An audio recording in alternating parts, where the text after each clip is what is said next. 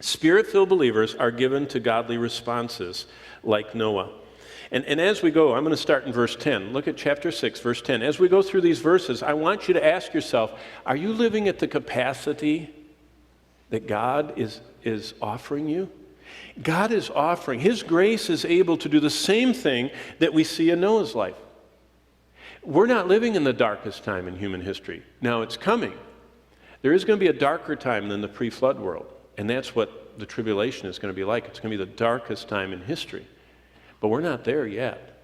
And so we're not yet as surrounded by evil as Noah was, and God's grace was sufficient for Noah, for us, as it will be to the end. But starting in verse 10, what are the results of God's grace in our lives? We're each given the power to say yes to God.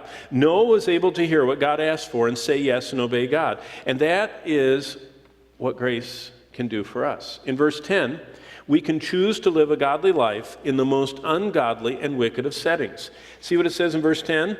Noah begot 3 sons, Shem, Ham, and Japheth. And look at the world these 3 sons were born into. Verse 11, the earth also was corrupt. That means rotten. It says that the whole earth was like that refrigerator. It was corrupt before God. And the earth was filled with violence. So God looked upon earth, and indeed it was corrupt, for all flesh had corrupted their way on the earth. Wow. And Noah's raising 3 boys in a culture that bad, that's rotten. I mean, have you ever felt like you're struggling?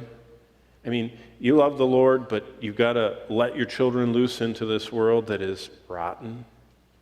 Hey, it's not new. And it's not as rotten today as it was back then. And so the first truth, number 1, we can choose to live godly in the most ungodly and wicked settings. And that's why we have to see that Noah lived and raised his family and served the Lord in the most corrupt times there have ever been. So that means it's possible. And it's not how hard Noah tried, it's how powerful God's grace is. All you have to do is try it out. Try it out when you're facing the worst of times. Ask God to empower and strengthen you to say no to sin. It's one of the greatest evidences of salvation. Because our God is able to make all grace abound toward us in every way so that we can accomplish His purpose.